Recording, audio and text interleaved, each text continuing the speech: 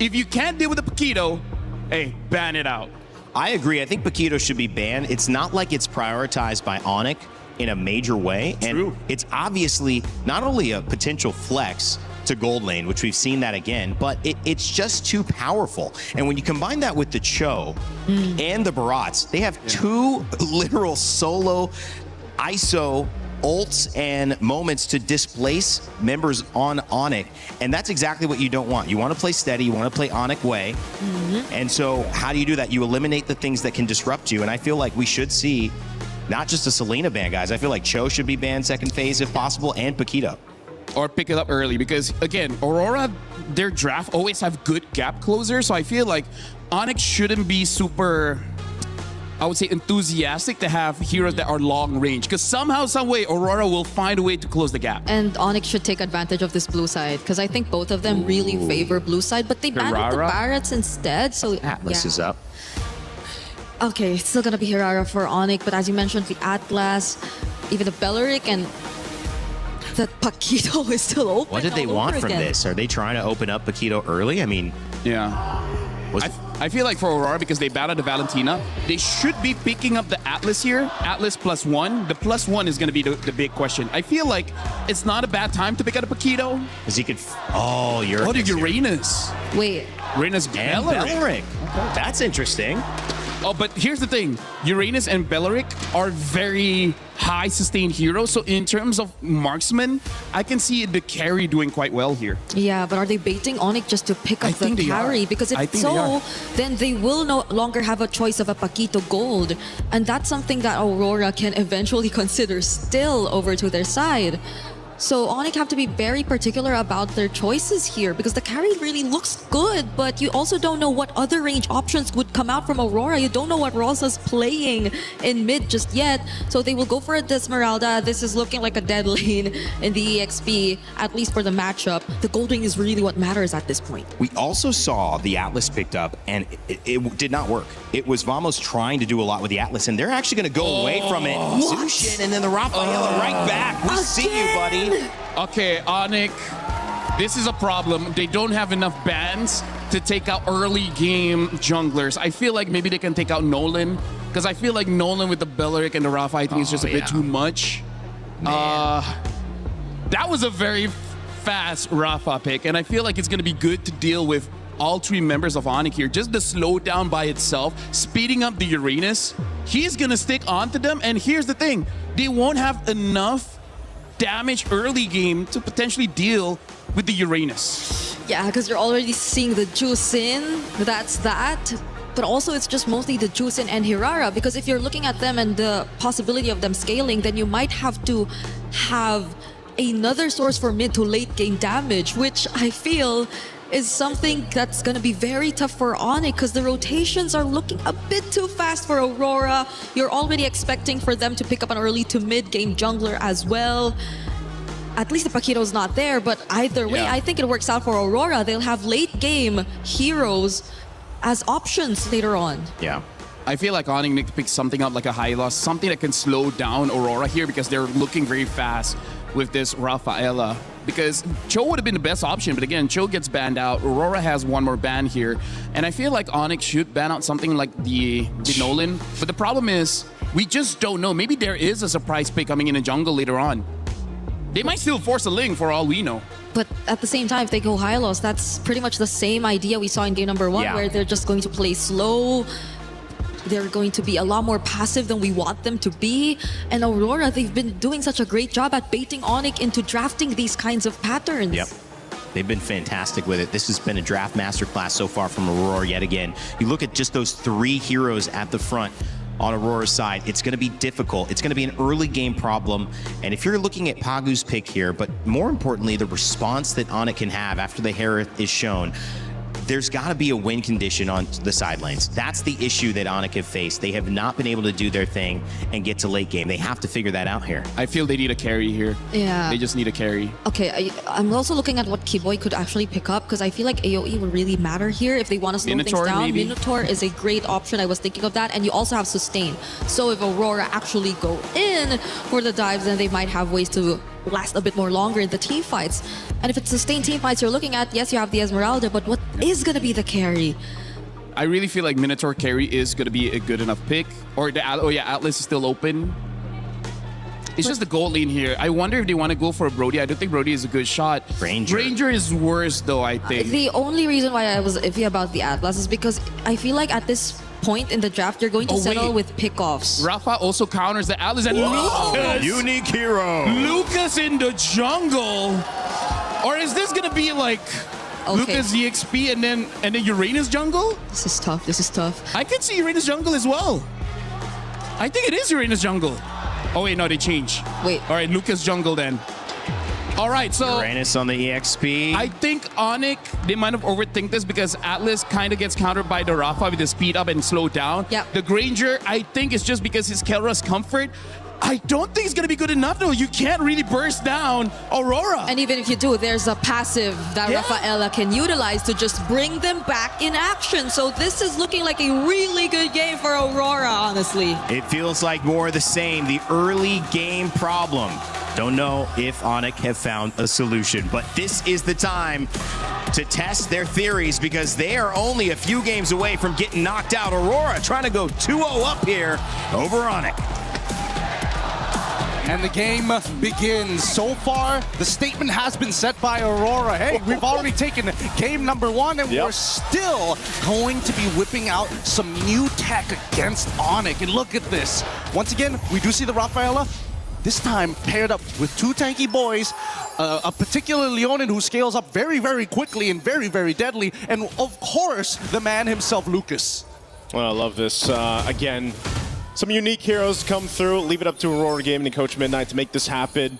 I remember specifically, I think it was LaFell that was asking about the Lucas jungle, even back in the wild cards to going through. Well, finally it comes out in the knockouts. You can see that battle in the XP lane that we're so used to seeing. Of course, Lunar is going to struggle a bit there with that Esmeralda, but again, the idea here, the theory behind this draft from Aurora is you've got so much speed to work with, so much sustainability, the potential to bring someone back. Mind you, it's flying clouds as well. So that's a whole nother thing too. Just how quick Aurora can get back into the fights that Onic is going to have to kind of keep notion of, because again, when you're getting all these heals through and you're this tanky for Aurora, you can't overstay if you're Onic, and that might be one of the biggest problems for them. I mean, let's not forget, again, most people have tend to kind of lean away from Lucas because he's so ability-driven, and his ult, again, you can wait for the full duration, or you can get into these fights like right now and see whether you can start building enough charge to maximize it as soon as you get it. And that's the issue, right? It's going to be a matter of spacing for both sides. You can see that even Sans has opted not to go for Wilderness Blessing and instead pull yourself together to make sure that he can flicker out of the way in case things get really, really dangerous, which I would assume will, as we see Lunar, he is having a tough time in this lane. Yeah, they got to put pressure somewhere, and right now that's going to be on the Uranus up there in the XP lane for Lunar. Turtle's up though, so right now Onic has favor to go ahead and get in position if they can. Keyboard doesn't have a level 4 yet. He's given the information where TNZ is though, so that gives Kyrie a chance to go ahead and secure his buff, and then we'll see if this breaks out into a fight. A response though, they don't Keyboys here. Sigibum rotating up to allow this buff to be secured, but the fight for the Turtles already going to start up, but it's less than half health. Secured up by Kyrie. Let's see if they disengage here. Pagu too low, so objective secure for Onic. Oh, that's a bit of a waste here, and honestly, a pretty huge win because now Kelra at least gets some gold shielding here, just to get a little bit of a lead against Sigabum at this point of time. And not to mention that I think that Onic also recognized that, hey, we got to be careful. We cannot underestimate this Lucas. There's a very good chance that he can just power through a lot of our abilities, even if they do have the Fatal Links here. Keep in mind, anti-CC is going to be a big, big mechanic here for Tien. Oh, this is dangerous. Wait a second. Oh, Pagu. I don't know if they want to keep on doing this, but Onic made the smart choice but to back away. Hey, you know what? Hey, you can still say, Pagu, that wasn't a green camp. You know, that was a buff that went over in the hands there of Kyrie, but still kind of trying to maintain this jungle. Skypiercer is picked up by Kelra. That's kind of what we were thinking with that Granger being picked up here. Again, it is a comfort pick, but also if you can start to build those stacks for Kelra, obviously that's really going to help. And he has to play at range against this kind of lineup here that Aurora Gaming has. So off to a pretty steady start for Onic, building up already a nice little lead. And they don't mind not interacting in these early stages of the game until everybody's got their ultimates and they find the right position to do so. And I think as long as Aurora recognize this, hey, we need to fight on our terms and only our terms, there's a lot of things in the early game that actually don't matter. Here in the mid lane, this is going to matter. Keyboy fallen. First blood to the hands of Sigiboom. What a rotate here through. It's not over. It's not over. Oh, Lunar's going to get thrown around. TNZ, though, they're on this side. He wants this purple buff if he can take it from Kyrie. This is a bit of a risk, but they're going to go for it anyway. Loopy on this offside goes in with a falling Star Moon, able to find two. Pushes them back, but again, they just don't have that follow-up damage just yet. They'll bring back Lunar. Lunar might try to split things up, just sacrificing himself to keep the rest of Aurora up as Lutfi will take Lunar down. Okay. At least he gives that kill over to Lutfi instead of Kelra at this stage of the game. But for now, you can see that Aurora, they can kind of fight forever. And Onic also recognized that. Now, at least first item's already done. Turtle goes into the hands of Onic. This is going great for them, but it's an ever-moving pendulum. Now, Sigiboom gets a catch up back on Gold. Gold here, he's got a kill in hand, but now that he's got the extra plating as well, he should finally have a slight lead against Kelra. Okay. Didn't have to pop the Purify, just dropped down the Zaman Force, but yeah, as you mentioned, he got a lot of the extra gold off that turret. That's kind of what Sigiboom needed, but again, he did get that first kill too. He knows the Zaman Force is down. Kelra will go in! A quick kill. The killer instinct for him, knowing Zaman Force wasn't available. Makes a move, and now bottom side still gonna break out. TNZ, Fatal Links into it, can't escape, and Pagu gonna be next. Talk about value for your Sky Piercer for Kelra. Great knowledge from Kelra. He understood what the assignment was. Hey, no Zaman Force, you don't have a flicker, you can't run away from me, and I love it. If you want to just sit underneath their turret, I can harass you for days without anything left. I think at this point, Kelra is gonna be a much bigger problem to Aurora now that the game plan is starting to fall apart. Luckily for Sigiboom, he doesn't lose too much here because they still have the passive from Rosa to get the revives down. But Kelra, now building up on these Sky Piercer stacks, they need to cut it in half at some point in the game. Yeah, you know when that setup happens and you don't have the Zaman Force available for Sigiboom, Onic will take advantage of that. So a really good decision there. Pagu obviously need to pick up a little more defensiveness, gets a Radiant Armor locked in now for him, but it's just, again, Onic building up on this lead very early on. It's going to be great for them.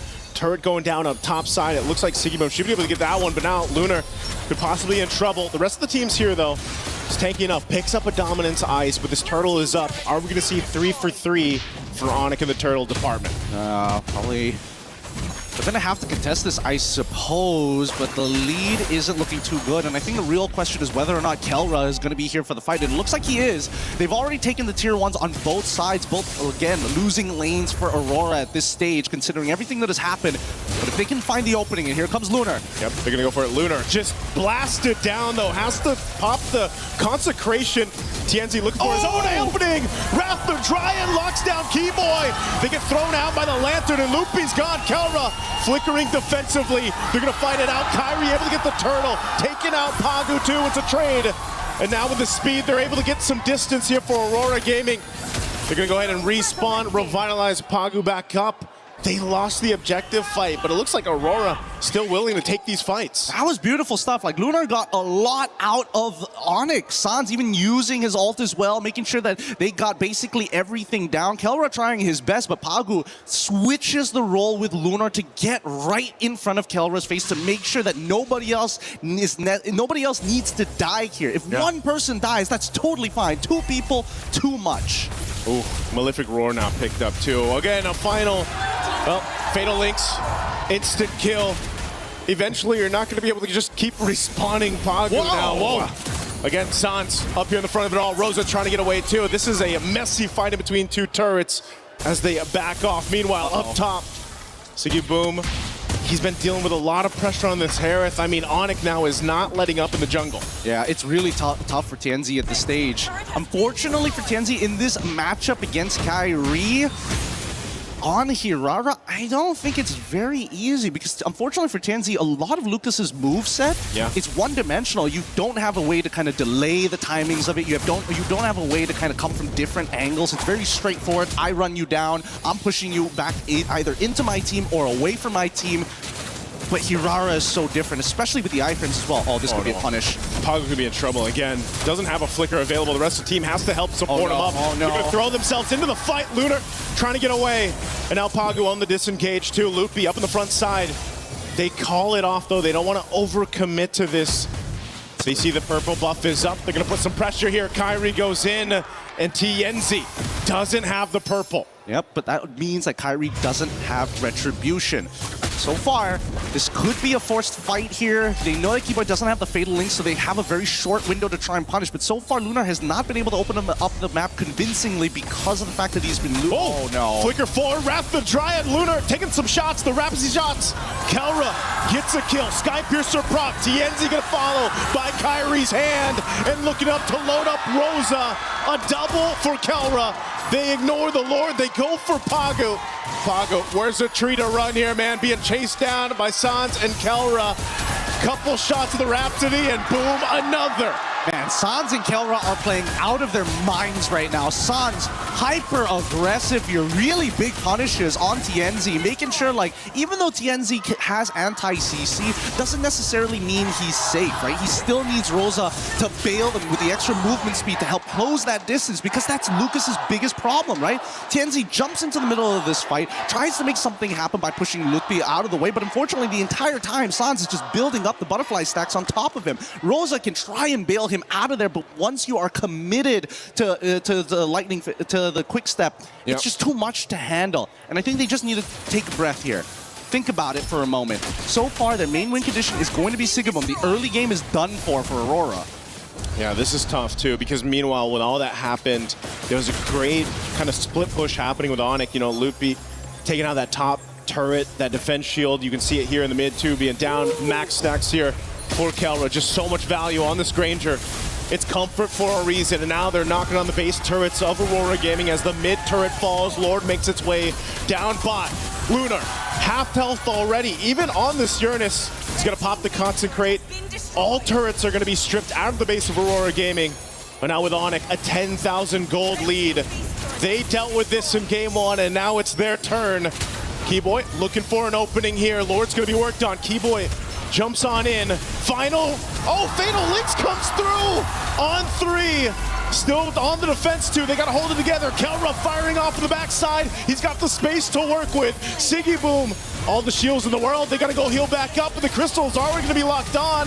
TNZ up on the front side. Kelra gets another. Make it a triple. Can he get the Maniac? They line it up. What a way to take game 2 for Onic.